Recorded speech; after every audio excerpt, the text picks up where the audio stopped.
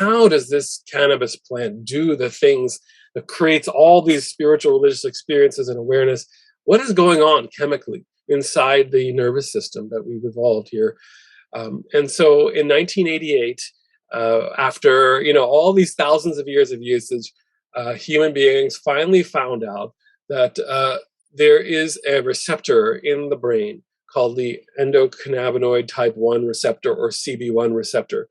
And for the longest time, nobody knew. There was one chemical they had identified, THC, tetrahydrocannabinol, in 1964. But nobody really knew, well, what is this oily 21 carbon chemical doing in the body? We don't really know. Maybe it's going into the cell membranes. Nobody really had an idea until 1988. A professor at Washington University in St. Louis, Ellen Hallett, and her postdoc discovered this. And, they discovered that this receptor was one of the most widespread receptors throughout the brain. In fact, probably the most populated receptor in many, many parts of the brain. Higher centers, lower centers, that are also found in the gut, in immune cells, in many places, not just the brain, but all throughout the body. And there's other receptors that have been discovered. And then they said, okay, well, if there's receptors, there must be naturally occurring chemicals that are binding to these receptors as well. And that was discovered in 94, the first naturally occurring chemical. And that chemical was, full name is 2-arachidonyl. Oh, sorry. It is 2-acylglycerol, I believe. They're long names. The shorthand name is anandamide. And the Professor William Devane, he coined that term because he had studied a lot of ancient Sanskrit texts and studied Vedic ideas. And he says, this is like, we should name this after the idea of what supreme bliss. What is the first name for the highest form of bliss? And that word is ananda. And so this compound is now known throughout, science as anandamide, the first compound that was discovered. So there must be some value to to bliss in the normal functioning of the human nervous system, in the normal functioning of our health and well-being. And that, I think, is sort of what cannabis is helping, to foster, to stimulate. Because we human beings have really good memories.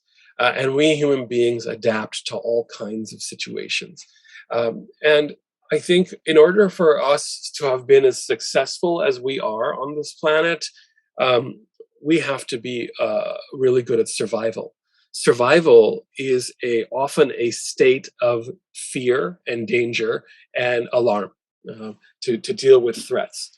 But we also have another state of being, which is about a nervous system that is kind of thriving and creative and playful and constructive.